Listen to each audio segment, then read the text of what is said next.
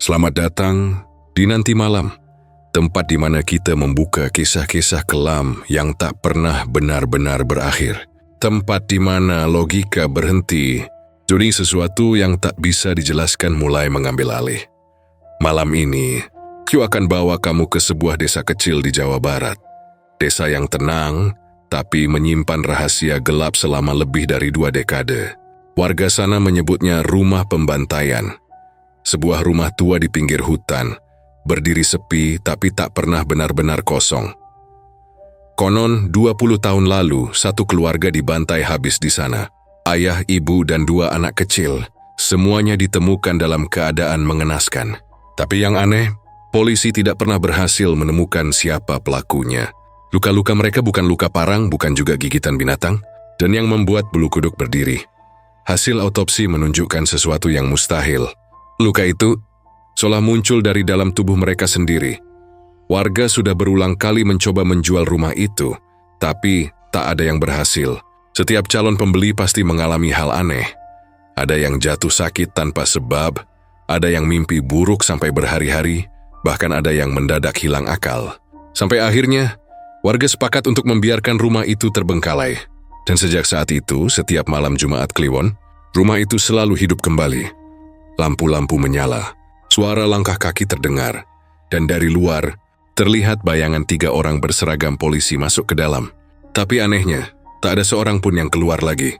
Beberapa waktu lalu, seorang polisi muda dari kota bernama Raka datang ke sana. Ia ingin membuka kembali berkas lama yang sudah ditutup selama 20 tahun. Katanya, ia ingin mencari kebenaran, siapa pelaku sebenarnya dari pembantaian itu. Tapi, malam itu justru jadi malam terakhir ia bisa berkata bahwa semua ini cuma takhayul. Apa yang ditemukan Raka di dalam rumah itu bukan sekadar bukti, bukan juga pelaku yang selama ini dicari, tapi sesuatu yang jauh lebih gelap, sesuatu yang bahkan waktu sendiri menolak untuk melupakannya. Malam ini bersiaplah, tutup lampu, kunci pintu, dan jangan menoleh ke belakang. Karena begitu kamu mulai mendengarkan kisah ini, suara yang sama mungkin akan datang dari belakangmu, memanggil dengan suara pelan. Kamu, nyari siapa? Selamat datang di Nanti Malam. Inilah misteri Rumah Pembantaian di Jawa Barat. Malam air suasana desa di Jawa Barat terasa begitu sunyi. Angin berhembus pelan membawa aroma tanah basah, sementara suara jangkrik bersahutan dari balik pepohonan. Dari kejauhan, terdengar lolongan anjing yang entah menggonggong pada apa. Di pinggir desa itu, berdiri sebuah rumah tua yang tampak seperti sudah lupa dengan cahaya matahari. Cat dindingnya mengelupas, jendelanya berdebu, dan atapnya ditumbuhi lumut tebal yang meneteskan air setiap kali angin meniup lembab malam. Rumah itu dikenal warga dengan satu nama yang tak pernah mereka sebut keras-keras, Rumah Pembantaian. 20 tahun lalu, rumah itu saksi bisu dari tragedi, yang bahkan polisi pun enggan membicarakannya lagi. Sebuah keluarga kecil, ayah, ibu, dan 2 anak, ditemukan tewas bersimbah darah di ruang tengah. Tak ada satu pun tetangga yang mendengar teriakan atau suara ribut malam itu. Tapi ketika pagi datang, bau anyir darah tercium sampai ke jalan besar. Warga yang pertama kali masuk, seorang tukang sayur yang lewat, langsung pingsan begitu melihat pemandangan di dalam rumah. Dinding penuh cipratan merah, meja makan terbalik, dan di lantai dekat tangga tergeletak anak bungsu keluarga itu, masih menggenggam boneka kecil tanpa kepala. Yang paling membingungkan, hasil autopsi menunjukkan luka-luka mereka bukan akibat benda tajam biasa. Ada bekas goresan panjang seperti cakaran, tapi juga tusukan dalam di dada. Seolah-olah pelakunya bukan manusia. Polisi waktu itu sampai mendatangkan tim forensik dari kota, tapi setelah berbulan-bulan penyelidikan, kasus itu ditutup begitu saja dengan alasan tidak cukup bukti. Namun warga tahu, bukan bukti yang tidak cukup, melainkan keberanian yang hilang. Tidak ada yang mau lagi mendekat ke rumah itu. Setelah malam-malam berikutnya mulai terjadi hal-hal ganjil. Setiap kali hujan turun, warga yang rumahnya dekat sering mendengar suara langkah kaki di atas genteng rumah tua itu. Kadang ada suara perempuan menangis lirih di tengah malam, disusul dengan suara anak kecil tertawa. Padahal rumah itu kosong, Pernah juga ada pemuda desa yang iseng masuk malam-malam karena ditantang teman-temannya. Yulia keluar dalam keadaan gemetar, pucat, dan tidak bisa bicara selama seminggu. Waktu akhirnya bisa cerita, katanya dia melihat sosok anak kecil duduk di meja makan, menatapnya tanpa mata. Matane ora ono, kosong kabeh, katanya terbata-bata.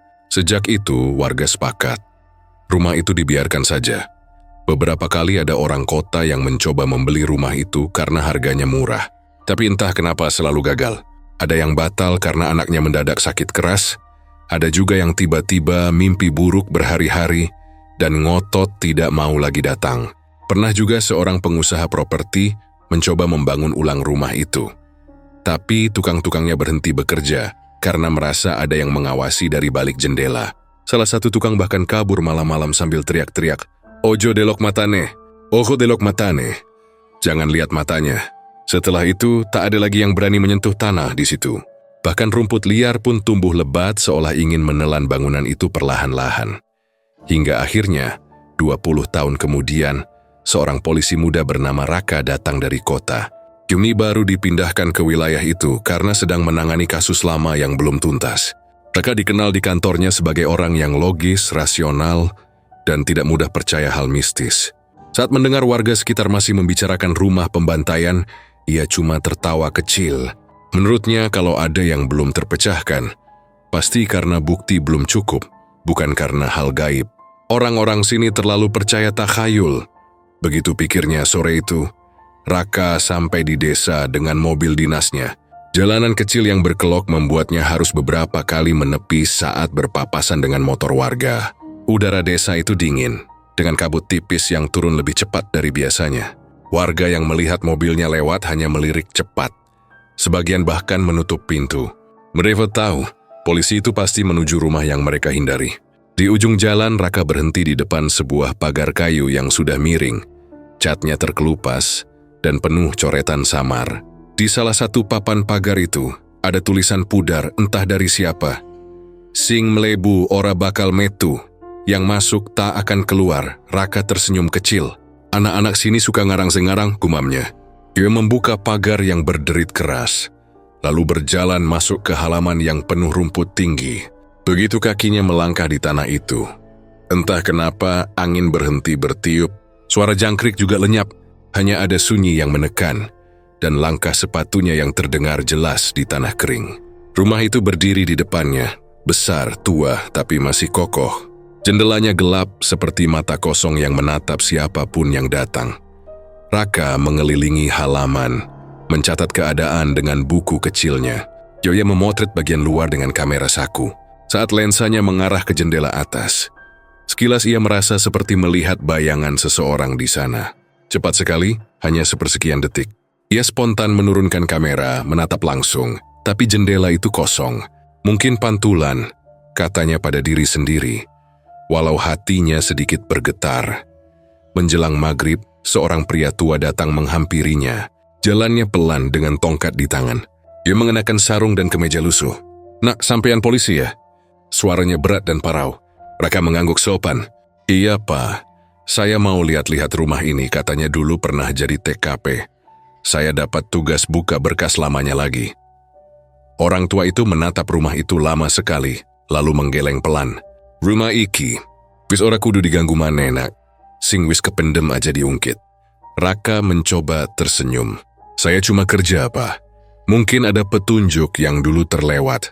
Lelaki tua itu menatapnya dalam-dalam. "Petunjuk? Kadang sing kowe goleki, malah kowe sing digoleki, Nak." Raka sempat bingung. Tapi sebelum sempat bertanya, orang tua itu sudah pergi. Ia berjalan pelan menuju jalan desa, menghilang di balik kabut sore yang makin tebal. Malam mulai turun. Raka menyalakan senter dan melangkah masuk ke dalam rumah. Begitu pintu dibuka, udara lembab bercampur bau besi tua langsung menyeruak. Di dalam suasananya lebih gelap dari yang ia kira. Dindingnya berlumut, dan beberapa perabot tua masih tersisa di sana. Sebuah meja makan besar di tengah ruangan. Kursinya tergeletak miring. Di atas meja ada piring retak dan gelas berdebu. Seolah-olah penghuni rumah itu pergi terburu-buru 20 tahun lalu dan tak pernah kembali. Raka menyusuri ruang tamu, lalu berhenti di depan dinding yang penuh noda hitam. Dia menyorotkan senter dan perlahan ia sadar itu bukan noda biasa. Bentuknya seperti percikan dan warnanya kecoklatan. Bekas darah. Dia mendekat memeriksa dengan lampu. Meskipun sudah lama, ada rasa tidak nyaman yang tiba-tiba menekan dadanya. Bayangan orang-orang yang mati di ruangan itu seolah berdesakan di belakangnya. Diam menatap punggungnya. Tiba-tiba, dari arah dapur, terdengar bunyi seperti benda jatuh. Tok, keras tapi singkat. Raka menoleh cepat, menyorotkan senter. Ada orang? Tanyanya refleks, walau ia tahu jawabannya.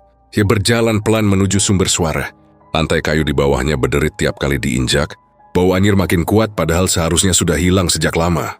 Di ujung lorong, ia melihat sebuah panci tua berguling di lantai. Tidak ada siapa-siapa, tapi panci itu berhenti tepat di depan kakinya, seolah dilempar dari dalam dapur. Raka menarik napas menenangkan diri. Mungkin tikus, gumamnya lagi. Tapi saat senter bergerak menyorot ke arah pintu dapur, ia melihat sesuatu di tembok. Bekas tangan berdarah. 5 jari jelas menempel di sana, menurun ke bawah seperti diseret. Dan yang membuatnya membeku, noda itu masih basah. Setetes cairan merah jatuh dari ujung jari itu ke lantai. Raka mundur 1 langkah. Tangannya gemetar, tapi ia berusaha tetap rasional.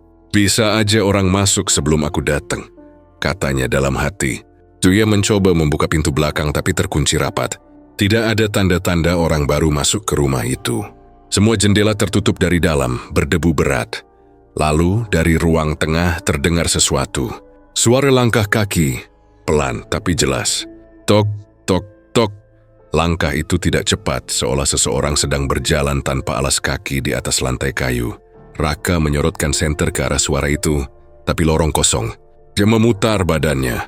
Langkah itu terdengar lagi, kali ini dari belakangnya. Siapa di situ? Bentaknya lantang. Tidak ada jawaban. Dia berusaha sejenak tenang, tapi kulit tengkuknya mulai terasa dingin. Tak kenapa, setiap kali ia berhenti, langkah itu juga berhenti. Seakan sedang menirukan. Kalau kamu manusia, keluar sekarang. Serunya, Henning. Tiba-tiba terdengar suara berbisik di dekat telinganya, pelan sekali tapi jelas. Kowe wis bali. Raka memutar badan cepat. Tidak ada siapa-siapa. Tapi senter di tangannya bergetar dan cahayanya meredup tiba-tiba. Suara jangkrik di luar sudah hilang sepenuhnya. Dunia seolah membeku.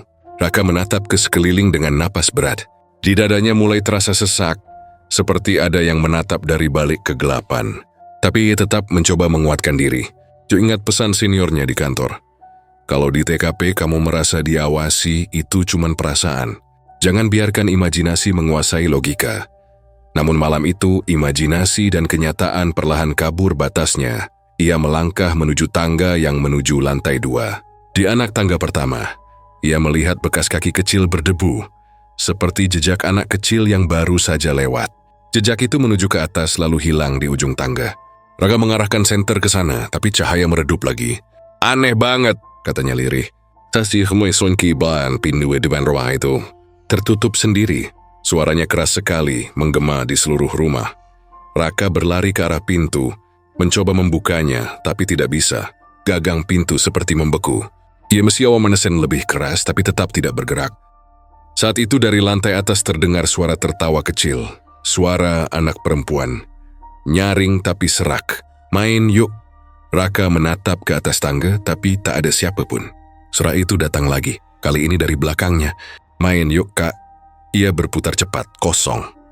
Tapi entah kenapa hawa di rumah itu mendadak berubah dingin. Napasnya terlihat di udara. Ia mundur perlahan. Mengarahkan senter ke segala arah. Lalu berhenti ketika sinarnya menyorot ke arah cermin besar di ruang tengah. Cermin itu berdebu, tapi di balik pantulannya, Raka melihat sesuatu berdiri di belakangnya. Sosok anak kecil berambut panjang, mengenakan gaun putih kotor, dan wajahnya tertutup rambut. Raka menoleh cepat, tapi di belakangnya kosong. Ia kembali senatap cermin. Sosok itu sudah tidak ada. Ia menelan ludah, tubuhnya mulai gemetar. Sudah, cukup untuk hari ini, katanya pelan, mencoba rasional. Dia menaruh kameranya, mencatat beberapa hal singkat, lalu melangkah keluar menuju halaman. Tapi anehnya, begitu keluar dari pintu, ia menemukan dirinya di ruang tamu lagi. Ia mencoba keluar sekali lagi, menyeberangi lorong yang sama dan hasilnya sama. Setiap kali melewati ambang pintu, ia kembali ke titik semula. Raka mulai panik. Apa-apaan ini? Gumamnya dengan napas tersengal. Dari pojok ruangan terdengar bisikan samar pelan tapi menggema di kepala. Kowe ora iso metu. Kamu tidak bisa keluar. Raka membeku.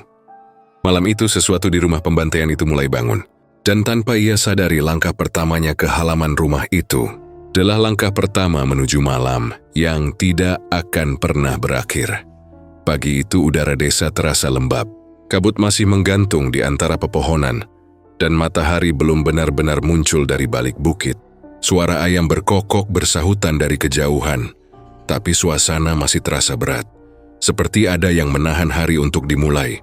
Di depan rumah tua yang sudah hampir runtuh itu, 3 orang polisi berdiri diam, menatap bangunan dengan cat yang mengelupas dan kaca jendela retak. Raka berdiri paling depan, memegang map berisi berkas lama kasus pembantaian 20 tahun lalu. Di belakangnya ada 2 rekannya, Dimas si paling cerewet dan Nanda, yang pendiam tapi mudah cemas. Mereka datang bukan tanpa alasan. Kepala Kepolisian Daerah memberi izin untuk membuka kembali kasus ini setelah ada laporan warga yang mendengar suara-suara aneh dari rumah itu setiap malam Jumat. Katanya, ada lampu yang menyala sendiri, ada suara orang menangis, bahkan sesekali terlihat bayangan orang berjalan di dalam rumah, padahal rumah itu sudah kosong sejak lama.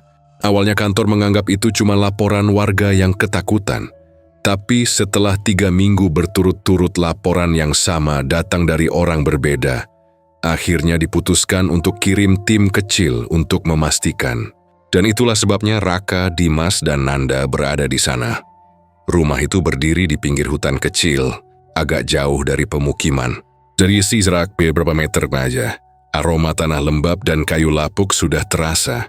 Angin yang berhembus membawa suara gesekan ranting kering yang menimbulkan bunyi krak-krak, seperti ada sesuatu yang jalan di sekitar mereka.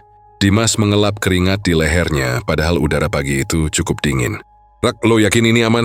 Gue dengar warga sini aja lewat depan rumah ini kalau bisa nyebrang jalan. Katanya sambil tertawa kecil, tapi jelas nada suaranya dipaksakan. Raka hanya menjawab dengan senyum tipis. Tenang, kita cuma dokumentasi. Cuma lihat-lihat, gak nginep. Gak bakal lama. Begitu mereka mendekat ke pintu depan, Nanda menunjuk sesuatu di permukaannya. Ada bias goresan panjang dalam seperti dicakar benda tajam. Tapi arahnya aneh. Dari atas ke bawah seperti ada sesuatu tinggi yang melakukannya. Kayak bekas hewan ya? Tanya Dimas. Raka menunduk memperhatikan. Tapi besar banget, saut Nanda pelan agak ragu. Bekas itu tidak cuma satu.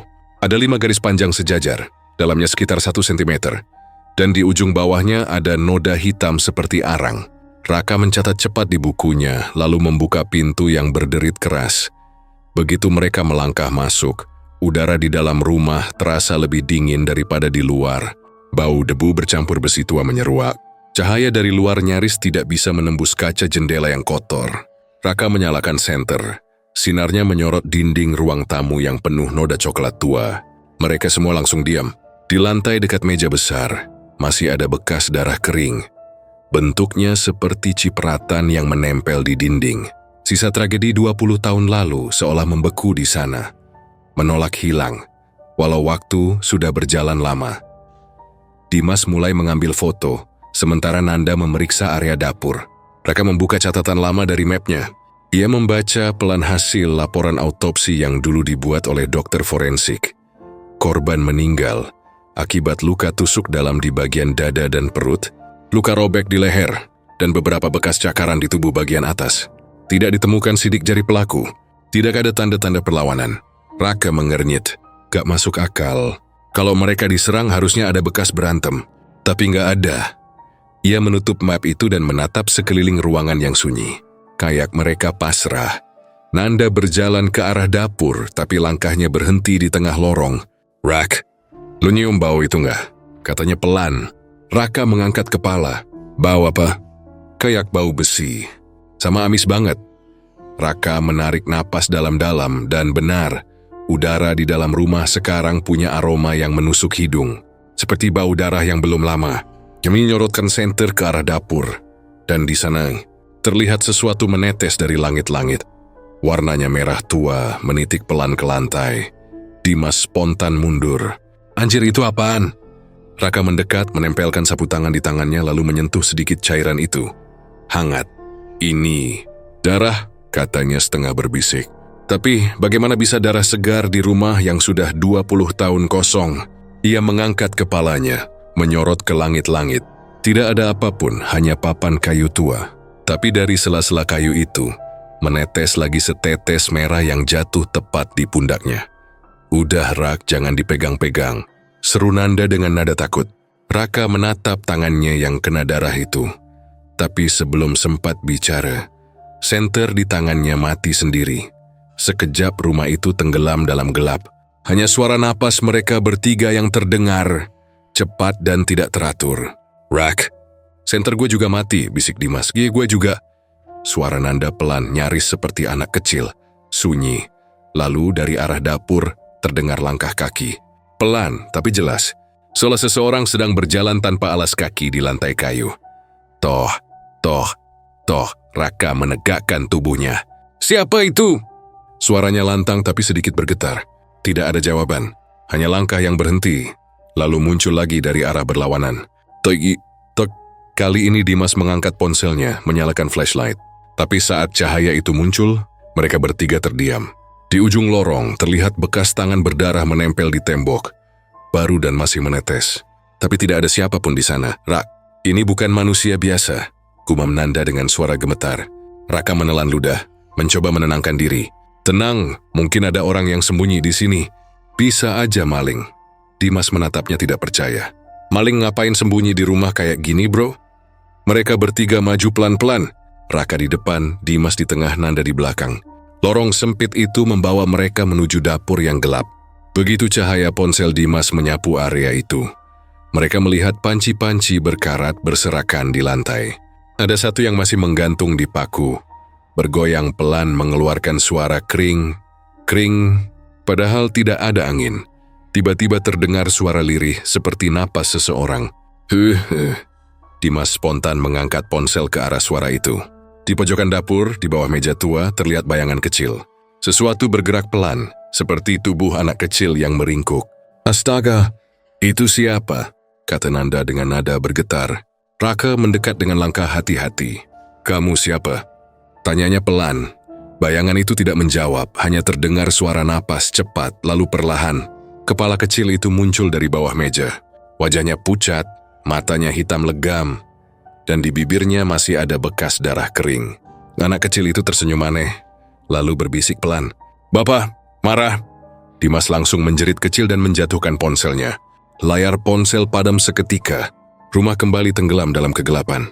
Dalam gelap itu, mereka bertiga bisa mendengar suara langkah kaki lain. Lebih berat, berjalan perlahan dari arah ruang tamu. Tok, Rak. Sumpah gue gak mau di sini lagi, bisik Dimas ketakutan. Tapi Raka justru mengambil pistolnya, bersiap. Tenang, kita keluar bareng. Jangan pisah. Mereka berjalan mundur menuju ruang depan, tapi saat melewati lorong yang sama, suasana berubah. Aroma amis makin kuat, dan dinding yang tadi berwarna kusam sekarang seperti mengeluarkan bayangan bergerak. Raka menyapu dengan senter cadangan, tapi dinding itu kini penuh cap tangan berdarah. Jumlahnya puluhan, bahkan mungkin ratusan, menumpuk satu di atas yang lain seperti orang berebut keluar dari sana. Ya Allah, gumam Nanda lirih. Dimas hampir menangis. Rak, ini bukan rumah manusia lagi. Gue ngerasa kayak diliatin dari mana-mana. Raka menelan ludah. Kita keluar sekarang. Mereka mempercepat langkah. Tapi begitu sampai di ruang tamu, semua tiba-tiba berhenti.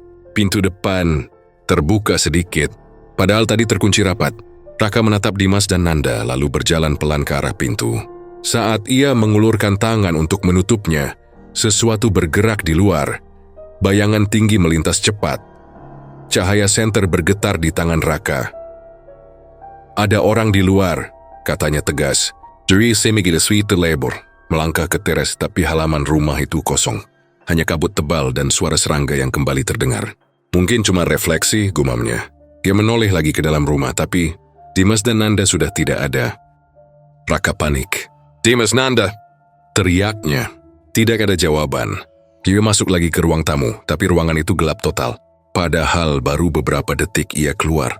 Saat ia menyalakan senter dan menyapu sinar ke sekeliling, semua perabotan yang tadi ada kini berubah posisi. Meja makan terbalik, kursi berserakan, dan di lantai ada bercak darah baru membentuk jejak kaki kecil menuju tangga. Raka mengikuti jejak itu dengan napas memburu. Tangannya masih memegang pistol, tapi matanya mulai panas oleh ketegangan.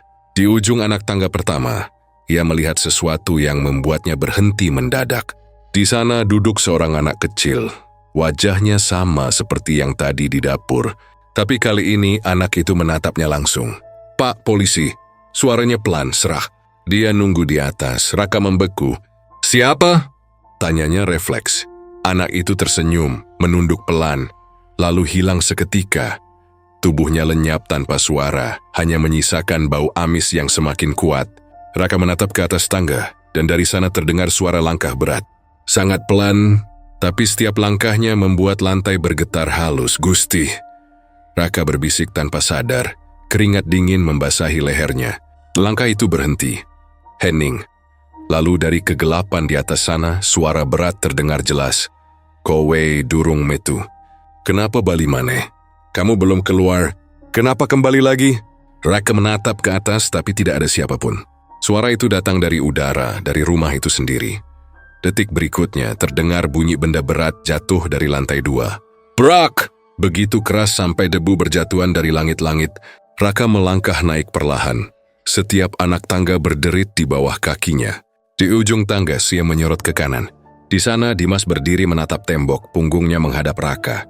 Bahunya berguncang, seperti sedang menangis. "Dimas, kamu kenapa?" Raka mendekat. Tapi saat Dimas menoleh, wajahnya bukan lagi wajah manusia.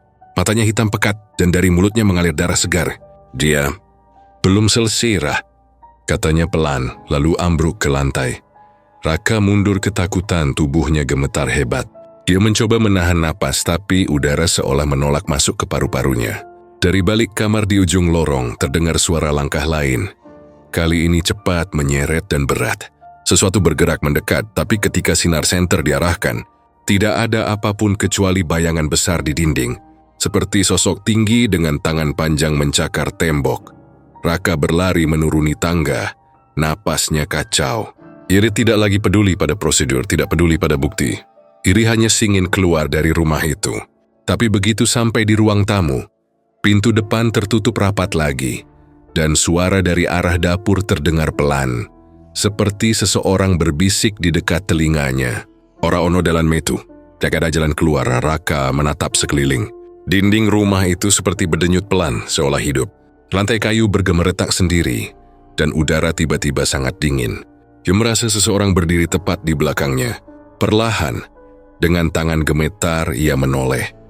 Di sana berdiri sosok tinggi berkulit hitam kelam, matanya merah menyala seperti bara api. Wajahnya tidak jelas, hanya bentuk samar dengan mulut besar penuh gigi tajam. Sosok itu menatap Raka lama sekali, lalu mengeluarkan suara serak yang menusuk telinga. "Kowe wis mulih."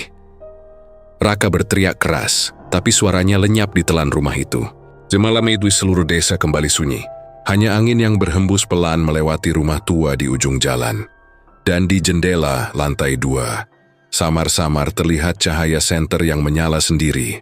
"Sebelum padam lagi, cuma tikus kali," ujar Raka pelan mencoba menenangkan kedua temannya yang mulai kelihatan tegang. Tapi suaranya sendiri terdengar ragu. Nafasnya pendek, matanya terus menatap ke arah tembok dapur yang dipenuhi lumut dan bekas cat mengelupas. Di situ jelas terlihat bekas tangan berdarah, menempel lekat di dinding, dengan bentuk jari yang panjang dan aneh. Dan yang bikin mereka semua ngeri, bekas itu masih basah. Tetesannya pelan menuruni tembok, menetes ke lantai tanah, seperti baru aja ditempelkan beberapa menit lalu. "Bro," suara Dimas bergetar. "Kalau ini bekas lama, nggak mungkin masih lembab begini." Raka menelan ludah. "Atau mungkin ada orang lain di sini," sahutnya cepat, lebih ke menenangkan dirinya sendiri daripada menjawab.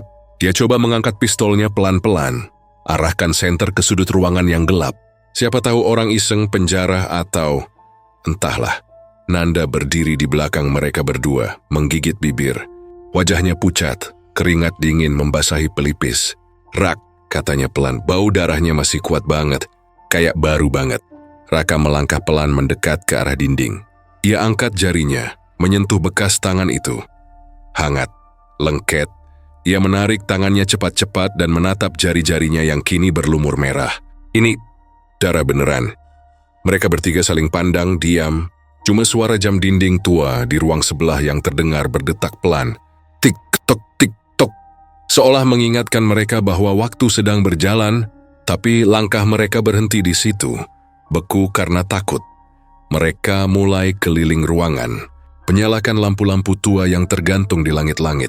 Bolamnya kuning kusam, kaca lampunya penuh debu, tapi tetap mereka coba, namun yang bikin dada mereka sesak, semua lampu tiba-tiba menyala bersamaan. Gimana bisa nyala semua? Seru Nanda, padahal kabelnya kan udah dicabut dari tiang sejak tahun 2010 kan? Dimas menatap lampu itu, wajahnya makin panik. "Rak, ini udah aneh banget. Kita harus keluar dulu deh." Tapi Raka malah melangkah maju. Ada sesuatu dalam dirinya yang menolak mundur. Mungkin rasa penasaran, mungkin juga egonya sebagai polisi muda yang nggak mau kalah sama cerita-cerita mistis kampung. Ia menatap lampu yang menyala terang, rendai dalam patulan bolam itu. Sekilas ia melihat sesuatu. Bayangan seseorang berdiri di belakang mereka bertiga. Raka spontan menoleh cepat. Kosong, gak ada siapa-siapa. Tapi Dimas dan Nanda juga menoleh. Ekspresi mereka bingung. "Kamu juga lihat?" tanya Dimas pelan. Raka terdiam sesaat. "Nggak tahu. Kayak ada orang berdiri di belakang kita barusan." Dimas menatapnya lama, lalu menggeleng. "Aku juga lihat." Mereka menatap ke arah lorong panjang menuju kamar belakang. Gelap. Tapi dari sana terdengar sesuatu. Suara langkah kaki, pelan teratur. Tuk, tuk, tuk, seperti langkah seseorang tanpa alas kaki berjalan di atas lantai kayu. Suara itu makin dekat, dan bersamaan dengan itu, lampu-lampu yang tadi menyala terang, satu persatu mulai padam. Klik, klik, klik, gelap lagi. Senter Raka bergetar di tangannya. Cahaya kecil dari ujung senter itu menari-nari di udara, membuat bayangan di dinding tampak bergerak sendiri. Lalu, dari arah kamar belakang, terdengar suara perempuan pelan, lirih tapi jelas banget. "Kalian nyari siapa?" Suaranya lembut tapi menusuk, enggak kayak suara orang yang hidup. Dimas langsung mundur 2 langkah. "Siapa itu?" Raka diam, mencoba fokus mencari arah suara itu. Tapi entah kenapa, suaranya terasa seperti datang dari segala arah. Dari belang, dari samping, dari atas. "Kalian nyari siapa?" Kali ini suaranya lebih dekat, tepat di telinga mereka. Dimas terlonjak, Nanda hampir terjatuh saking kagetnya.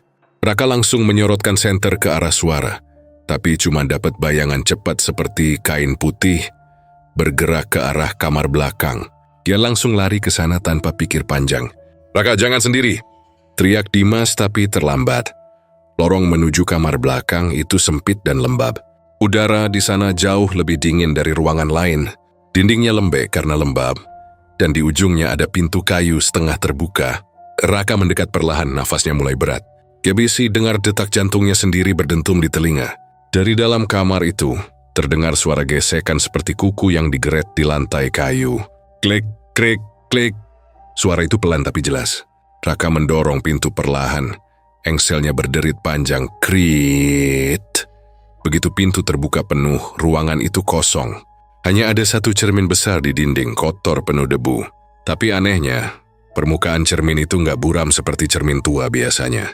Raka mendekat, cahayanya memantul di situ. Dan di balik pantulan dirinya sendiri, ia melihat 3 bayangan lain. Padahal di belakangnya cuma ada Dimas dan Nanda yang masih berdiri di pintu. Tapi di pantulan itu, ada 4 sosok. Yang keempat berdiri tepat di tengah di antara mereka. Sosok perempuan berambut panjang, bajunya putih lusuh, dan wajahnya samar. Tapi matanya jelas, menatap langsung ke arah Raka dari dalam cermin. Perlahan bibirnya bergerak. "Aku nunggu kowe." Raka tersentak mundur. Dimas langsung lari mendekat. "Rak, kenapa?" Dia manggil aku." "Manggil apa?" Raka cuma bisa menunjuk ke arah cermin. Tapi saat mereka bertiga menatap ke sana, sosok itu udah nggak ada. Yang ada cuman pantulan wajah mereka bertiga yang pucat. Dan tepat di bawah pantulan itu, muncul bekas tulisan jari berdarah, baru muncul sekarang, seolah ditulis dari dalam cermin. Balenono. Tulisan itu besar, jelas, dan seperti meneteskan darah dari huruf-hurufnya. Nanda langsung menutup mulutnya, hampir muntah. Itu artinya apa, Rak? Raka gemetar, tapi ia tahu betul kata itu. Ia pernah dengar dari warga setempat siang tadi, waktu mereka datang ke desa. Balenono artinya kembalikan. Dia nyuruh kita balikin sesuatu. Gumam Raka, pelan Dimas mencoba logis. Mungkin maksudnya barang bukti lama? Atau benda dari TKP yang dulu hilang? Raka nggak menjawab. Ia malah melangkah mendekati cermin lagi, menatap lekat-lekat pantulannya. Tapi kali ini ia lihat sesuatu di sudut kanan cermin. Ada kursi goyang tua yang perlahan bergerak sendiri. Padahal di ruangan aslinya kursi itu nggak ada. Raka menatap Dimas dan Nanda. Kalian lihat kursi goyang di cermin itu? Mereka berdua menggeleng bersamaan. Rak, di sini nggak ada kursi, kata Nanda lirih. Tapi kursi itu terus bergoyang dalam pantulan cermin. Makin cepat, makin keras, sampai akhirnya sesuatu muncul duduk di atasnya. Sosok perempuan yang sama. Rambutnya menutupi wajah, bajunya lusuh, tapi tangan dan kakinya berdarah seperti habis diseret. Jui menoleh pelan ke arah mereka, dan dengan suara parau berbisik, "Aku." Di sini, tulis dulu. Lampu di atas kepala mereka langsung pecah bersamaan. Prang! Cahaya senter Raka goyah, dan di tengah kekacauan itu, cermin di depan mereka retak sendiri. Dari retakan itu keluar cairan merah pekat, menetes ke lantai seperti darah segar. Dimas teriak, "Rak! Ayo keluar. Ini bukan manusia." Mereka bertiga langsung lari ke arah ruang tamu. Tapi suara langkah kaki mengikuti mereka dari belakang. Cepat, berat, seperti seseorang mengejar. Saat Raka menoleh dan gak ada siapa-siapa. Tapi suara itu masih terdengar. Makin dekat, makin cepat. Mereka berhenti di depan pintu keluar, tapi pintu itu tertutup rapat. Padahal tadi waktu masuk pintunya kebuka lebar. Raka berusaha membukanya, tapi gagangnya dingin banget seperti logam beku. Ia dorong kuat-kuat, tapi pintu itu seolah menolak untuk dibuka. Ndilalah, kok kunci sih? Empat Dimas panik, bercampur logat Sunda Jawa yang terpeleset keluar karena ketakutan. "Rak, ayo cepet, aku ora iso tahan kene." Tambah Nanda spontan, lidahnya refleks meluncur ke bahasa ibu karena panik. Tiba-tiba seluruh rumah bergetar. Dari dapur terdengar suara piring jatuh, meja terbalik dan suara seseorang menangis. Tangis perempuan, pelan tapi pilu, seperti dari dasar sumur. Ngapa kowe bali meneh?" Suara itu melengking tinggi, dan tiba-tiba semua lampu menyala lagi terang benderang. Sekejap mereka bisa lihat semua bekas darah di dinding kini menyala merah terang, seperti disorot dari dalam. Di tembok dapur, di lorong, bahkan di langit-langit, semuanya penuh jejak tangan berdarah. Tapi kali ini, tangan-tangan itu bergerak sendiri. Dari setiap bekas tangan, muncul jari-jari berdarah yang mencakar-cakar dinding, meninggalkan suara skrik, memekakkan telinga. Dimas sudah nangis saking takutnya, sementara Nanda terus berdoa pelan. Raka berdiri di tengah ruangan. Matanya liar, tangannya gemetar, tapi entah kenapa ia merasa seolah rumah itu mengenalnya. Semua bayangan di tembok, semua tangan yang keluar, seolah menunjuk ke dia. Ia melangkah mundur, tapi setiap langkahnya dibalas dengan bayangan yang ikut maju. Sampai akhirnya, dari tengah lantai, keluar sebuah genangan darah yang perlahan membentuk wajah. Wajah perempuan itu lagi. "Rakek," katanya lirih, suaranya bergema di seluruh ruangan. "Kowe wis janji." Raka kaget setengah mati. Janji apa? Kuno nggak pernah janji sama kamu." Tapi perempuan itu hanya tersenyum samar. "Wis lali kowe." Tapi aku durung. Senyumnya melebar, matanya perlahan memerah, dan sebelum Raka bisa bereaksi, semua lampu padam lagi, gelap total. Hanya suara napas mereka bertiga yang terdengar. Lalu dari dalam gelap terdengar langkah kaki pelan mendekat. 1 langkah, 2 langkah. "Shh, jangan lari." Suara itu tepat di belakang Raka. Ia menoleh cepat dengan senter dan di sana hanya tembok kosong. Tapi di senter yang ia pegang, pantulannya menunjukkan sesuatu berdiri di belakangnya sendiri. Rambut panjang, wajah rusak penuh luka, dan senyum yang menyingkap gigi hitam. Raka teriak, senter jatuh. Dan di saat senter itu padam, rumah itu kembali sunyi, hanya meninggalkan aroma darah dan desir angin malam. dari jendela yang terbuka pelan. Dari luar rumah, warga desa yang lewat malam itu bersumpah mendengar suara teriakan dari dalam rumah. Tapi waktu mereka datang besok paginya rumah itu kosong. Yang tersisa hanya 3 pasang jejak sepatu yang berhenti di depan dapur dan bekas tangan berdarah baru yang belum ada semalam sebelumnya. Mereka bertiga berlari ke arah kamar belakang. Napas terengah, suara langkah kaki mereka beradu dengan lantai kayu yang sudah rapuh. Setiap langkah seperti menimbulkan gema aneh yang nggak berhenti di ujung ruangan, tapi malah balik lagi, seolah ada yang menirukan dari balik dinding. Begitu mereka sampai, pintu kamar itu terbuka sedikit, berderit pelan saat didorong oleh Raka. Udara dari dalam terasa lebih dingin daripada ruangan lain, seperti ada kabut yang menembus celah jendela tua di sudut ruangan. Kamar itu kosong, tak ada siapa-siapa di sana, kecuali satu benda yang langsung menarik perhatian mereka. Cermin besar yang menempel di dinding.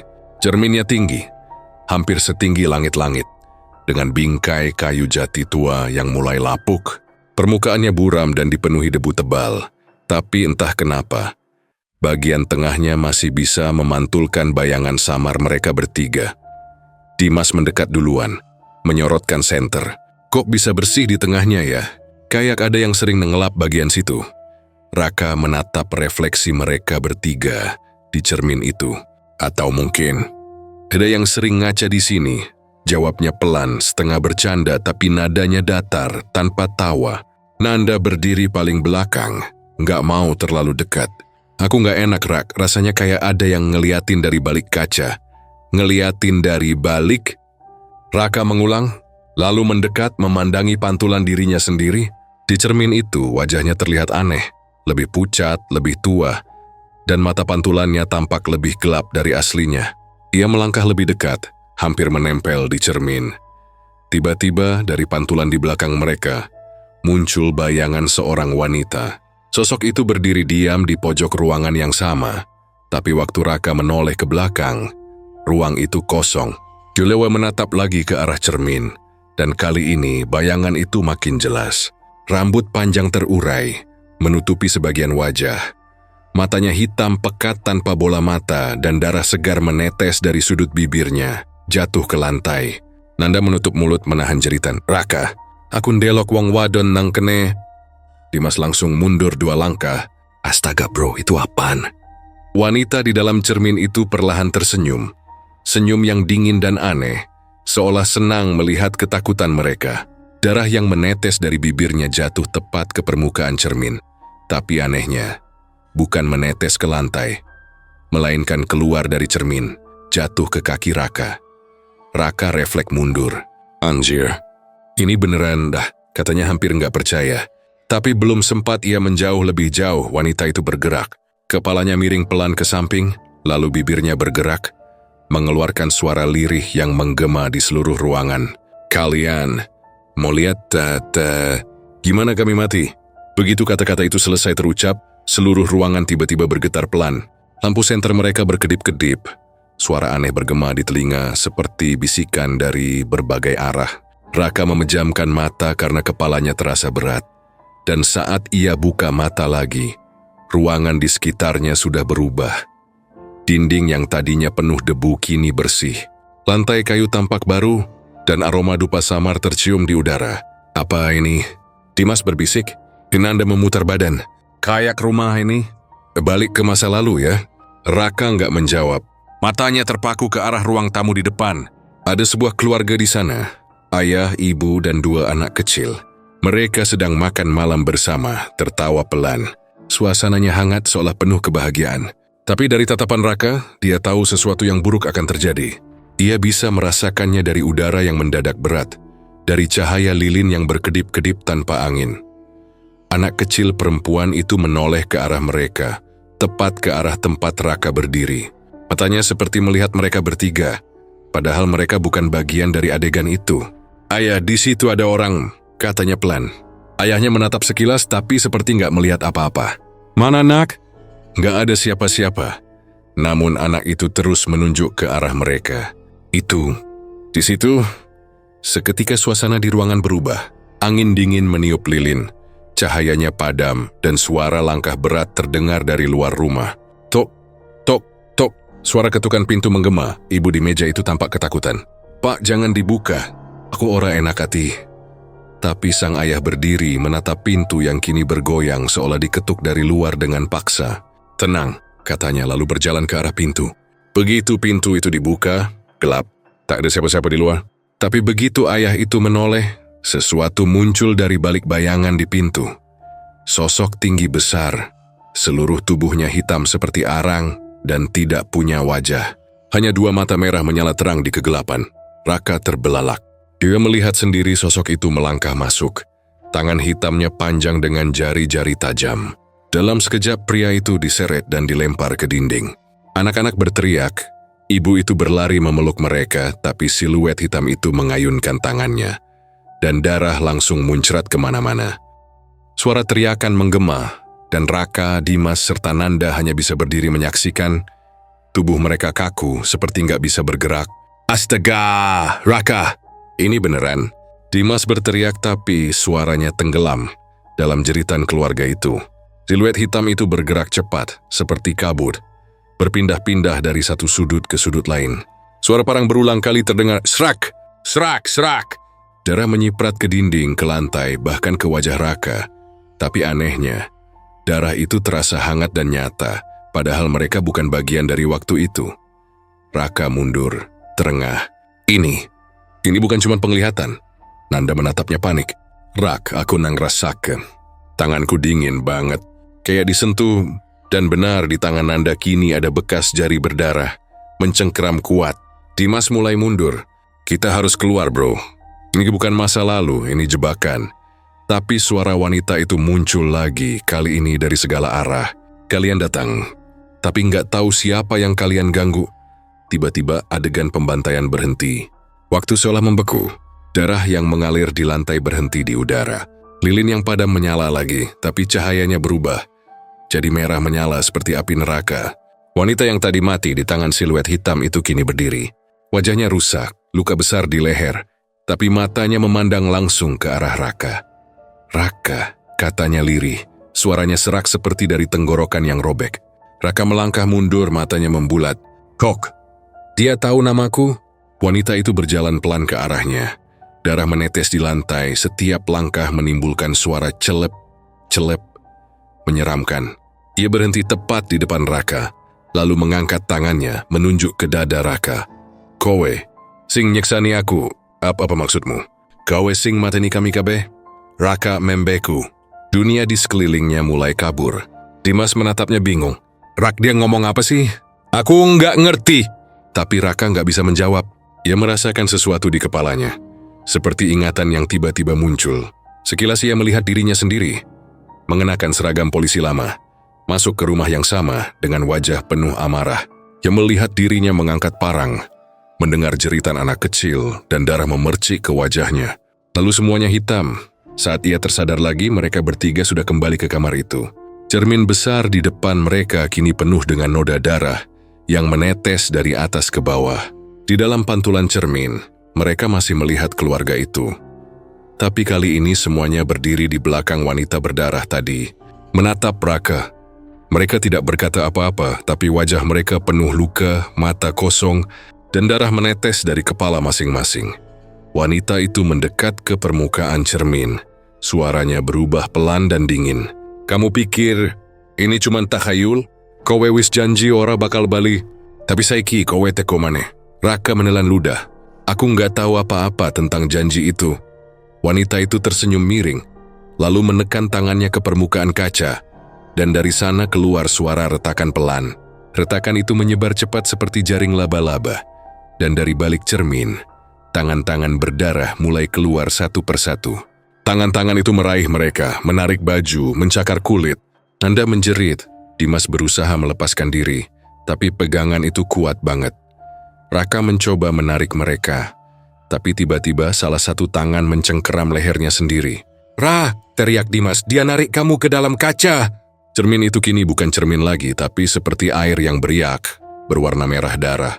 Dari balik permukaan itu, Raka bisa melihat bayangan dirinya. versi lain dari dirinya yang tersenyum bengis sambil memegang parang. "Rak, ayo keluar!" Nanda teriak lagi, tapi suaranya seperti menjauh. Dunia di sekitar mereka mulai memudar, seperti kabut yang menelan seluruh ruangan. Dan tepat sebelum semuanya gelap total, Raka mendengar suara perempuan itu sekali lagi, berbisik di telinganya. "Saiki, giliranmu sing ngrasake." Setelah itu semuanya hilang. Yang tersisa hanya suara dentingan kaca pecah dan tetesan darah yang jatuh ke lantai. Besok paginya, warga yang lewat melihat pintu rumah itu terbuka, tapi nggak ada siapapun di dalam. Di dinding kamar belakang, cermin itu masih berdiri, retak penuh noda darah. Dan di tengah pantulannya, samar-samar terlihat 3 bayangan orang berdiri diam, seolah terperangkap di balik kaca, menatap keluar dengan mata kosong. Raka membuka matanya perlahan. Pandangannya buram, kepala terasa berat seperti habis ditimpa batu. Suara detak jantungnya terdengar jelas di telinga, berdentum cepat seperti ingin pecah. Hawa dingin menusuk tulang. Saat kesadarannya mulai pulih sepenuhnya, ia sadar dirinya terbaring di lantai ruang tengah rumah itu, sendirian. Lampu senter yang tadi sempat mati tergeletak di sampingnya, masih menyala samar. Dimas dan Nanda, enggak ada. "Nanda, Dimas?" panggil Raka setengah serak. Enggak ada jawaban. Yang terdengar hanya angin yang menyusup lewat celah-celah papan kayu di dinding, membawa suara gesekan aneh seperti langkah kaki dari kejauhan. Raka bangkit pelan-pelan, berusaha menahan rasa pusing. Dia lihat ke sekeliling, semua peralatan mereka masih di tempat. Kamera dokumentasi tergeletak di meja, tapi lensa depannya pecah. Buku catatan terbuka di lantai. Halamannya terlipat seperti disobek dengan kasar. Raka mulai panik. Dia ingat terakhir kali, mereka bertiga melihat bayangan wanita di cermin kamar. Lalu semuanya gelap. Ia nggak tahu apa yang terjadi setelah itu. Dengan langkah ragu, ia berjalan ke arah koridor yang mengarah ke dapur, memanggil lagi 2 rekannya. "Dimas, Nanda, jangan bercanda anjir. Keluar, gue serius ini." Suaranya menggema di seluruh rumah, tapi yang membalas justru suara tawa anak kecil dari ruang tamu. Tawa itu lembut, pelan, seperti anak kecil lagi main petak umpet. Tapi makin lama makin jelas, makin dekat.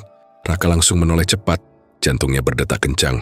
Dia memindahkan senter ke arah suara itu dan kosong, nggak ada siapa-siapa. Hanya sebuah foto keluarga lama yang entah dari mana muncul, tergeletak di lantai dekat kakinya. Ia jongkok, mengambilnya pelan-pelan. Foto itu udah buram, warnanya kekuningan dimakan usia. Terlihat di sana ada 4 orang. Seorang pria dewasa, seorang perempuan, dan 2 anak kecil. 1 laki-laki, 1 perempuan. Mereka tersenyum lebar, berdiri di depan rumah ini. Tapi yang bikin Raka ngerasa aneh, wajah si pria tampak samar. Kayak sengaja disamarkan atau terbakar sebagian. Di balik foto itu, ada tulisan tangan, "Yang membantai kami bukan orang luar, dia bagian dari kami." Raka membacanya pelan berulang-ulang, mencoba mencerna arti kalimat itu. Dadanya tiba-tiba sesak entah kenapa, seolah ada sesuatu yang menekan dari dalam. Ia merasa pernah dengar kalimat itu sebelumnya, tapi di mana? Suara tawa kecil itu muncul lagi. Kali ini dari arah tangga yang mengarah ke bawah. Pelan, lirih, tapi jelas. "Ayo, sini. Lihat apa yang kamu sembunyikan." Raka menelan ludah. Dia melangkah hati-hati menuju arah suara itu, menyinari setiap sudut rumah yang gelap. Udaranya makin dingin, bau apek bercampur amis makin kuat. Sampai akhirnya ia nemuin pintu kayu kecil di bawah tangga. Pintu itu setengah tertutup, dan dari celahnya keluar hembusan udara dingin yang enggak wajar. Ia membuka perlahan, dan terlihat tangga menurun ke ruang bawah tanah. Tangga kayunya udah lapuk tapi masih bisa dipijak. Raka menarik napas panjang, menyalakan senter yang hampir habis dayanya. Lalu turun 1 persatu. Setiap langkah, suara kayu berderit nyaring. Bau tanah basah makin menyengat. Dinding-dindingnya penuh lumut dan goresan-goresan aneh, seperti tulisan yang sudah pudar. Saat sampai di dasar, cahaya senter Raka mengenai sesuatu di pojok ruangan. Peti kayu besar yang tertimbun separuh tanah. Raka berjalan mendekat. Di atas peti itu ada bekas cap tangan berdarah masih baru. Tangannya bergetar waktu ia pegang gagang peti itu. Dingin banget seperti es. Ia buka perlahan dan dari dalam keluar aroma busuk yang menusuk hidung. Di dalam peti itu ada seragam polisi yang masih lengkap, meski udah berdebu dan rusak di beberapa bagian. Raka menyipitkan mata, mencoba membaca tulisan kecil di dada seragam itu. Ia ambil senter menyinari lebih dekat dan Raka Aditya, ia terdiam. Tangannya gemetar hebat. Seragam itu miliknya sendiri. Nama itu namanya sendiri. Tapi gimana bisa? Aku baru pertama kali datang ke sini, bisiknya lirih. Tapi dari balik kegelapan terdengar suara berat, seperti seseorang menjawab pelan. Kowe wis tau neng kene Raka.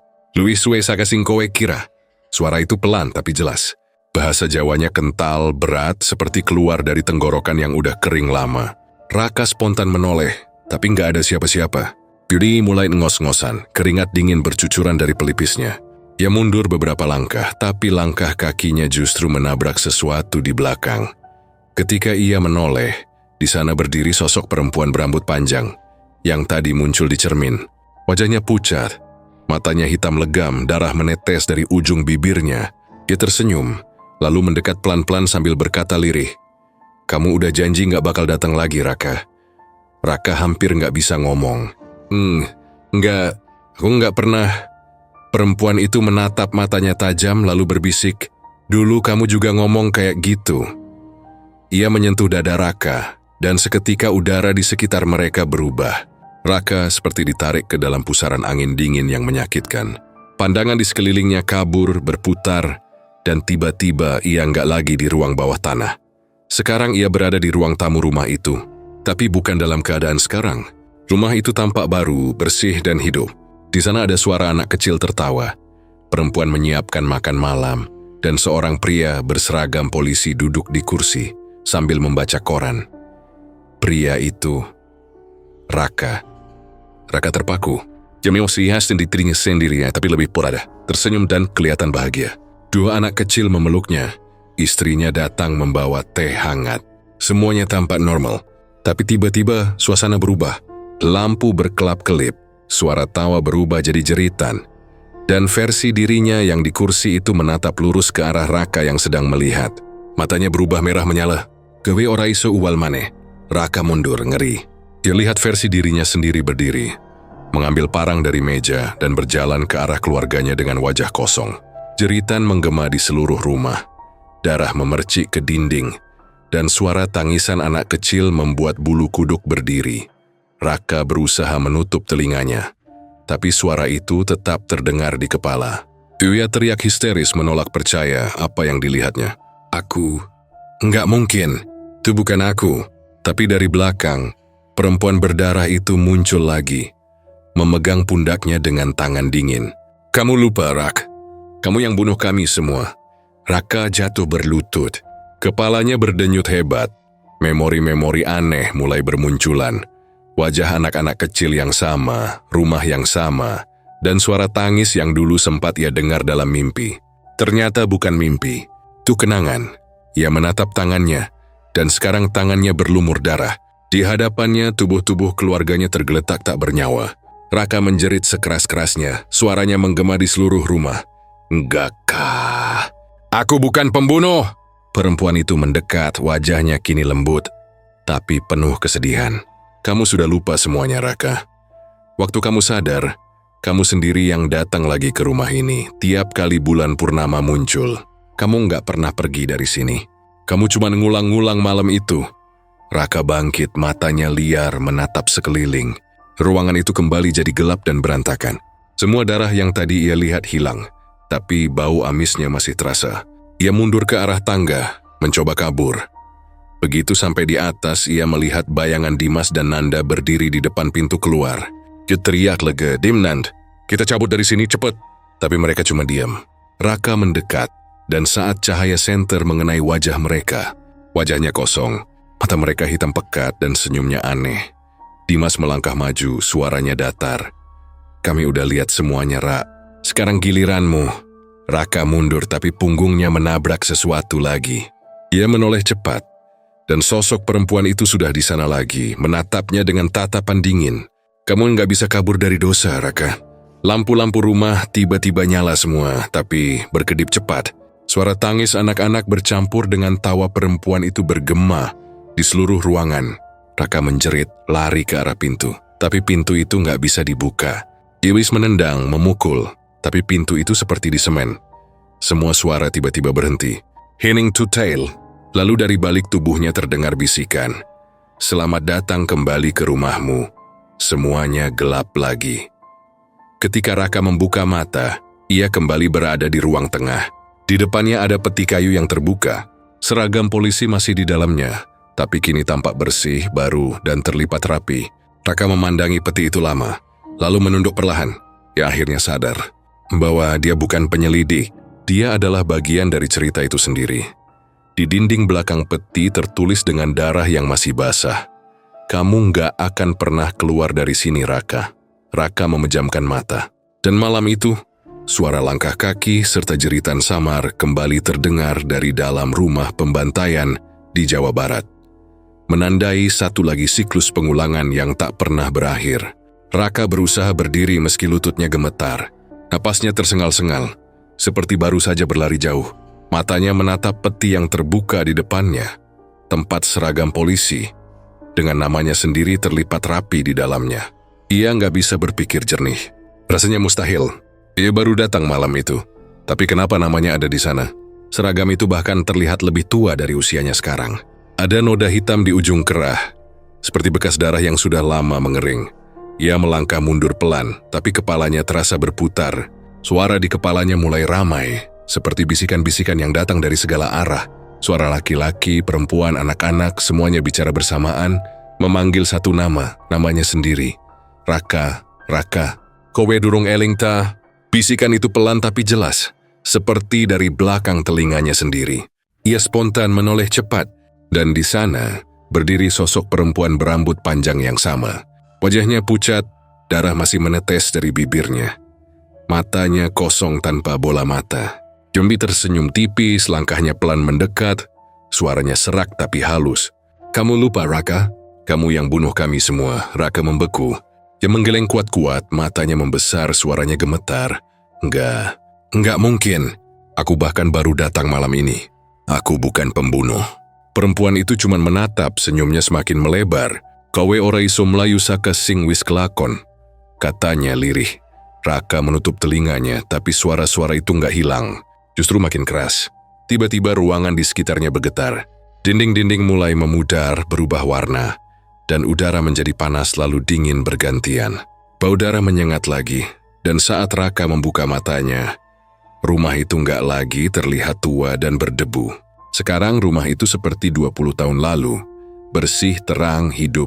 Di ruang tamu ada suara tawa anak-anak. Dan di dapur terdengar suara perempuan yang sedang memasak. Raka berdiri terpaku. Jenis si Hwaironan nih. Ia tahu aroma masakannya. Dan tiba-tiba ia sadar, ia tahu rumah ini. Dari arah tangga muncul sosok laki-laki berseragam polisi, membawa tas besar. Rambutnya sedikit acak-acakan, wajahnya muda tapi sangat mirip dirinya sendiri. Hanya saja, matanya lebih tajam. Raka tertegun. Itu aku? Bisiknya. Ia melihat versi dirinya itu memeluk seorang perempuan. Wanita yang sama yang kini berubah jadi hantu di hadapannya. Tapi di sini dia masih hidup, tersenyum hangat sambil berkata, "Makan dulu, Mas. Anak-anak udah nunggu." Suara lembutnya seperti menghantam dada Raka. Ia merasa mengenal suara itu, tapi selama ini ia lupa. Dua anak kecil berlari dari arah dapur, memeluk kaki pria itu sambil tertawa. "Ayah pulang. Ayah pulang." Mereka tertawa bahagia, dan Raka yang menonton dari sudut ruangan cuma bisa berdiri membeku. Dadanya sesak. Entah kenapa matanya mulai berair. Ini nggak mungkin. Aku nggak punya keluarga kayak gini. Aku nggak. Tapi sebelum ia sempat menyelesaikan kalimatnya, suasana rumah berubah. Lampu tiba-tiba berkedip cepat. Suara tawa berubah jadi jeritan. Wajah anak-anak itu memudar. Kulit mereka berubah pucat. Dan mata mereka menatap kosong ke arah Raka. Versi Raka yang lain itu berdiri kaku di tengah ruangan. Wajahnya tanpa ekspresi. Tangannya menggenggam sesuatu, parang. Darah mulai menetes dari ujungnya. Suara perempuan itu kembali terdengar, tapi kali ini bukan dari dapur. Dari mana-mana. Malam itu, kamu pulang terlalu larut. Kamu marah, kamu mabuk. Kamu bilang mereka penghalang. Lalu kamu, Raka menutup wajahnya, berusaha mengusir bayangan itu, tapi sia-sia. Ia bisa melihat semuanya jelas. Dirinya sendiri berteriak marah, melempar kursi, menendang meja. Anak-anak menangis ketakutan. Istrinya memohon sambil berlutut. Tapi versi dirinya itu nggak berhenti. Tina mengayunkan parang itu 1 kali, 2 kali, sampai darah muncrat ke seluruh dinding. Cukup, cukup! Raka menjerit sekencang-kencangnya. Dia berlari mendekati versi dirinya itu. Mencoba menghentikannya, tapi tangannya menembus tubuhnya sendiri. Ia bukan lagi manusia di sini. Dia cuma arwah yang dipaksa menyaksikan ulang masa lalunya sendiri. Perempuan itu muncul lagi di belakangnya. Kini tidak lagi berdarah. Wajahnya tenang, tapi matanya menyimpan kesedihan yang dalam. Kamu nggak pernah benar-benar mati, Raka. Waktu kamu sadar, kamu pikir kamu sedang menyelidiki pembunuhan orang lain. Padahal kamu cuma ngulang malam yang sama, terus-menerus. Raka menatapnya dengan mata kosong. Air matanya jatuh. Aku nggak ingat. Aku nggak ingat apa-apa. Perempuan itu mengangguk pelan. Kamu sendiri yang milih buat lupa. Tapi dosa nggak hilang cuman karena kamu nggak mau ingat. Dari arah dapur, terdengar lagi suara anak kecil kali ini lebih jelas. Ayah, ayo main lagi. Raka menoleh dan 2 anak kecil tadi muncul di ambang pintu. Tapi kali ini wajah mereka pucat keabu-abuan. Bola mata mereka hilang dan tangan mereka meneteskan darah. Mereka tersenyum ke arahnya sambil berkata bersamaan, "Kami nunggu ayah tiap malam." Raka mundur pelan. Tubuhnya gemetar hebat. Ya udah nggak tahu lagi mana nyata, mana ilusi. Ruangan itu berubah-ubah cepat. Kadang rumahnya dulu, kadang rumah kosong yang bobrok. Lantai bergoyang, udara makin dingin. Ia berusaha berlari menuju pintu depan, tapi pintu itu nggak bisa dibuka. Dari cermin di ruang tamu, ia melihat bayangan dirinya yang lain. Versi dirinya yang muda, tersenyum lebar dengan wajah penuh darah. Kamu pikir kamu bisa lari dari waktu, Rak? Raka menendang kaca itu, tapi kaca nggak pecah. Bayangan di dalamnya justru menatap balik dengan mata merah menyala, lalu keluar dari cermin. Raka jatuh tersungkur ke belakang, kepalanya terbentur lantai. Diriwal susah selasir, tapi bayangan itu mencekik lehernya. Cengkeramannya dingin, kuat, dan suara yang keluar dari mulutnya pelan tapi menggema. Siklus ini ora bakal rampung, Raka. Selawase kowe bakal ngulang. Nganti kowe ngaku, Raka tersengal. Ngaku apa? Aku nggak ingat apa-apa lagi. Bayangan itu menunduk menatap langsung ke matanya. Ngakuin sing kowe bunuh iku kulawargamu dewe. Tetes air mata bercampur darah mengalir di pipi Raka. Ia akhirnya menjerit putus asa. Iya, aku ngaku. Aku yang bunuh mereka, tapi aku nggak tahu kenapa. Aku nggak tahu kenapa aku bisa ngelakuin itu. Cengkeraman di lehernya langsung terlepas. Buyang Awis menghilang. Dan suasana rumah mendadak sunyi total. Raka terengah-engah di lantai, menangis, napasnya berat. Giliwar pikir semuanya selesai. Tapi ternyata belum. Lampu di ruang tamu satu persatu padam, menyisakan satu cahaya redup di sudut ruangan. Dari arah cahaya itu muncul perempuan tadi lagi, istrinya. Tapi kali ini wajahnya lembut, tanpa darah, tanpa tatapan marah. Ia tersenyum kecil. Sekarang kamu ingat kan? Katanya pelan. Raka mengangguk lemah, matanya bengkak. Aku ingat semuanya. Maaf. Perempuan itu berjalan mendekat lalu berlutut di depannya. Ia usap pipi Raka dengan lembut. Sentuhannya dingin tapi terasa nyata. Maaf nggak cukup buat membalikkan waktu. Tapi setidaknya kamu udah sadar. Raka menatapnya. Aku. Boleh ikut kamu? Perempuan itu menatap lama lalu menggeleng pelan. Belum, Raka. Kamu belum selesai. Kamu masih harus menebus. Suara angin tiba-tiba bertiup kencang. Lampu padam dan semua kembali gelap. Raka berusaha melihat sekeliling, tapi matanya nggak bisa menembus kegelapan. Ia hanya mendengar suara-suara samar, langkah kaki, tawa anak kecil, dan bisikan, Raka, Raka. Dan tiba-tiba semuanya berhenti. Saat ia membuka mata lagi, ia berada di depan rumah itu. Udara dingin menusuk, bulan purnama menggantung di langit. Di depannya 2 rekannya, Dimas dan Nanda, berdiri menatap rumah tua itu. Dimas menepuk bahu Raka sambil berkata, Bro, ayo kita masuk. Katanya rumah ini rumah pembantaian yang dulu sempat viral itu. Raka membeku. Kalimat itu persis sama seperti malam pertama mereka datang. Ia menatap tangannya, bersih. Seragamnya serapi. Senter di tangannya baru. Semua seperti diulang dari awal. Kenapa lo bengong, Ra? Tanya Nanda heran. Raka nggak menjawab. Ia cuma menatap rumah itu lama. Rumah itu tampak seolah menunggu. Dan entah kenapa jantungnya berdetak keras. Di ujung telinganya ia mendengar suara perempuan berbisik lagi. Sampai kamu benar-benar bisa menebus, waktu bakal terus ngulang, Raka. Raka memejamkan mata. Saat ia membukanya lagi, langkahnya otomatis bergerak menuju pintu depan. Krit. Suara engsel tua menyambut mereka begitu pintu terbuka. Dan malam itu pun dimulai lagi. Sama persis seperti sebelumnya. Satu siklus baru dimulai. Raka masuk ke dalam, tanpa sadar, untuk kesekian kalinya. Malam terakhir dalam kisah Raka itu tak benar-benar berakhir. Meskipun pagi datang dan sinar matahari menembus sela-sela genteng yang bolong, udara di sekitar rumah itu tetap dingin, menusuk dan terasa berat. Seolah waktu berhenti bekerja di tempat itu. Polisi setempat datang setelah menerima laporan dari warga yang mendengar suara jeritan dan kaca pecah dari arah rumah pembantaian itu sekitar jam 2 dini hari. Tapi ketika mereka menembus pagar karatan dan mendorong pintu depannya yang berderit pelan, rumah itu kosong. Tidak ada tanda-tanda perkelahian, tidak ada tubuh, tidak ada darah segar, hanya udara pengap dan aroma besi yang samar. Bekas darah yang sudah kering bertahun-tahun lalu. Salah satu polisi muda bernama Jeffrey menyalakan body cam di dadanya. Ia melangkah pelan, menyorotkan senter ke arah lantai kayu yang sudah lapuk. Di pojokan ada kamera tua tergeletak.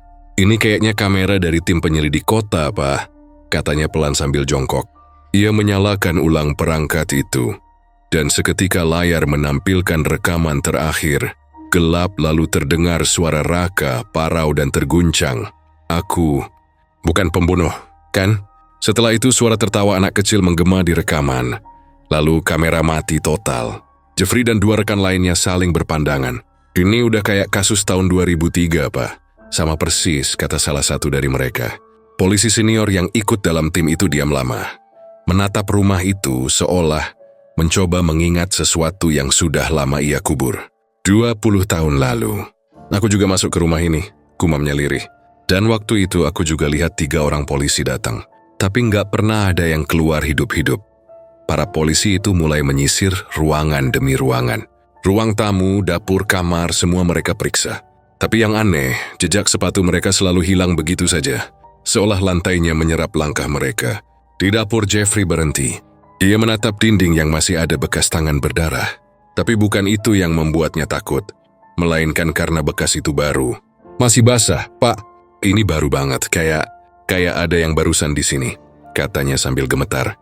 Polisi senior itu mendekat, memeriksa, lalu menatap Jeffrey dengan wajah yang tiba-tiba pucat.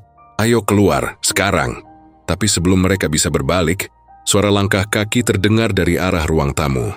Perlahan, berat, dan yang membuat bulu kuduk berdiri. Suara itu terdengar seperti lebih dari 3 pasang kaki. Lampu dapur berkedip. Satu persatu mereka padam. Tinggal senter di tangan Jeffrey yang bergetar. Ia arahkan ke pintu ruang tamu. Tapi yang terlihat hanya bayangan 3 sosok manusia berdiri di sana. Siluetnya persis seperti polisi. Halo, kami dari Kepolisian Bandung. Ada orang di situ? Teriak Jeffrey. Tidak ada jawaban. Tapi salah satu sosok itu melangkah maju. Gerakannya aneh, kaku seperti boneka rusak. Ketika cahaya senter menyentuh wajahnya, Jeffrey langsung mundur ketakutan. Itu Raka, matanya kosong. Kulitnya pucat keabu-abuan, dan di dadanya masih tergantung tanda pengenal bertuliskan Raka Aditya. Tapi wajah itu setengah hancur. Mulutnya terbuka lebar seperti ingin bicara. Tapi suara yang keluar hanya napas seret. Di belakangnya 2 sosok lain muncul. Dimas dan Nanda. Mereka juga terlihat sama. Pucat, kosong, tapi tetap mengenakan seragam polisi lengkap. Pam, itu mereka. Suara Jeffrey nyaris tak terdengar. Polisi senior yang berdiri di sampingnya gemetar. Mundur. Sekarang juga. Tapi saat mereka berbalik, pintu dapur yang tadi terbuka kini tertutup rapat. Lampu-lampu di seluruh rumah tiba-tiba menyala sendiri, menyorot setiap sudut ruangan. Dan di dinding ruang tamu, terlukis bayangan 4 orang berdiri berjajar, padahal yang ada di ruangan itu cuma 3 polisi hidup dan 3 arwah. Jeffrey menatap dinding itu lama. Pak, kenapa bayangannya 4? Katanya pelan. Polisi senior itu menggigit bibirnya. Karena aku, dulu salah satu dari mereka. Kata-kata itu membuat udara di sekitar mereka semakin berat. Tiba-tiba, Raka melangkah maju. Tatapannya menembus Jeffrey, seolah menatap jauh ke masa lalu. Kau datang lagi, buat apa? Bukannya dulu kau yang nutup kasus ini? Suaranya serak tapi jelas. Polisi senior itu mundur perlahan. Keringat dingin menetes di pelipisnya. Aku nggak tahu kalau waktu itu kamu masih di dalam. Aku pikir kamu hilang. Raka tersenyum. Tapi bukan senyum manusia. Senyum dingin yang membuat darah berhenti mengalir. Kamu semua bohong, bisiknya. Kalian yang bikin aku terjebak di sini. Waktu berulang karena kalian nggak pernah ngaku. Seketika semua lampu padam. Ruangan berubah gelap total. Hanya ada suara detak jam tua yang entah dari mana asalnya. Lalu dari kegelapan, muncul suara anak kecil bernyanyi lirih dalam bahasa Jawa. Sing mateni ora bakal lali. Waktu bakal mbale kakek kabeh. Yang membunuh tak akan pernah dilupakan. Waktu akan mengembalikan semuanya. Jeffrey jatuh terduduk. Dari matanya, air mata bercampur takut. Ia berusaha menyalakan senter. Tapi setiap kali cahaya muncul, wajah-wajah korban dulu muncul di sekelilingnya. Ayah, ibu, dua anak kecil. Semuanya berdiri sambil menatapnya. Darah menetes dari leher mereka, tapi matanya tajam menembus jiwa. Ngapa bali meneh? Ngopo ora rampung wae? Kenapa kembali lagi? Kenapa tidak selesai saja? Suara itu pelan tapi menusuk sampai ke tulang. Polisi senior itu tak tahan. Ia menembak membabi buta ke arah dinding. Tapi pelurunya cuma memantul. Rumah itu seolah hidup, mengurung mereka di dalam. Dinding bergetar, lantai retak, dan dari sela-sela kayu keluar darah yang mengalir pelan. Di tengah kekacauan itu, Raka mendekat pada polisi senior itu. Waktu nggak akan berhenti sebelum kamu ngaku. Polisi itu jatuh berlutut. Aku yang menutup kasusmu, Raka. Aku takut. Ku tahu kamu dibunuh oleh rekan sendiri waktu itu. Tapi aku disuruh diam. Raka mendengarkan dengan tatapan kosong, lalu perlahan mengulurkan tangannya yang berlumuran darah. Sekarang waktumu udah habis. Begitu tangan itu menyentuh pundaknya, tubuh polisi senior itu berubah menjadi debu hitam. Menghilang begitu saja, seperti disapu angin. Setelah itu, rumah kembali sunyi.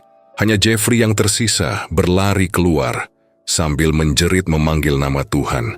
Tapi begitu sampai di halaman, dunia di sekitarnya berubah. Jalan desa hilang, pohon-pohon berubah menjadi arang, dan langit malam tergulung seperti kain hitam. Ia melihat rumah itu lagi di depannya, utuh seperti baru dibangun.